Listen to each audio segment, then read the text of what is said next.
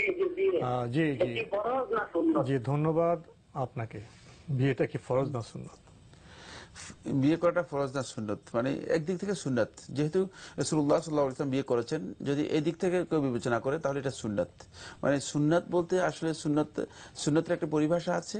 আরেকবার সুন্নত বলতে কমনলি রাসূলুল্লাহ সাল্লাল্লাহু আলাইহি ওয়াসাল্লামের যত কাজ আছে সবগুলো কাজকে সুন্নাহ বলা হয় থাকে, এবং সবগুলো কাজই সুন্নাতের মধ্যে অন্তর্ভুক্ত। এই জন্যই হাদিসের মধ্যে, সহিহ বুখারী হাদিসের মধ্যে এসেছে, রাসূলুল্লাহ সাল্লাল্লাহু আলাইহি ওয়াসাল্লাম ইরশাদ করেছেন, আর নিকাহু মিন সুন্নতি ফামান রাগিবা আন সুন্নতি ফালাইসা মিন্নি।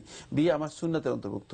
মানে এটা সুন্নাত বলতে রীতিকে বোঝানো হয়েছে। রাসূলুল্লাহ সাল্লাল্লাহু আলাইহি ওয়াসাল্লাম যে রীতি বা যে নিয়মের মানে অনুসরণ করেছেন, ওনার জীবন সেই পদ্ধতি। জীবন পদ্ধতি, সেই নিয়মের একটি হচ্ছে সুন্নাত।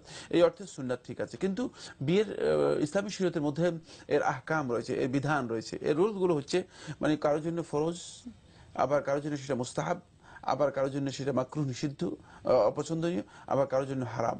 সুতরাং এটি নির্ভর করছে ব্যক্তির উপর, এটি পার্থক্য রয়েছে, ব্যক্তির কারণে পার্থক্য রয়েছে। যদি এমন ব্যক্তি হয়ে থাকে, মানে যে ব্যক্তি তার শারীরিক চাহিদা রয়েছে এবং সক্ষমতা রয়েছে এবং অর্থনৈতিক সামর্থ্য রয়েছে, সচ্ছলতা রয়েছে, মানে তার স্ত্রী ভরণ পোষণের যে দায়িত্ব রয়েছে, সে দায়িত্ব মানে আদায় করার মতো তার সচ্ছলতা রয়েছে, যদি এমন ব্যক্তি হয় এবং নিজে বিয়ে না করলে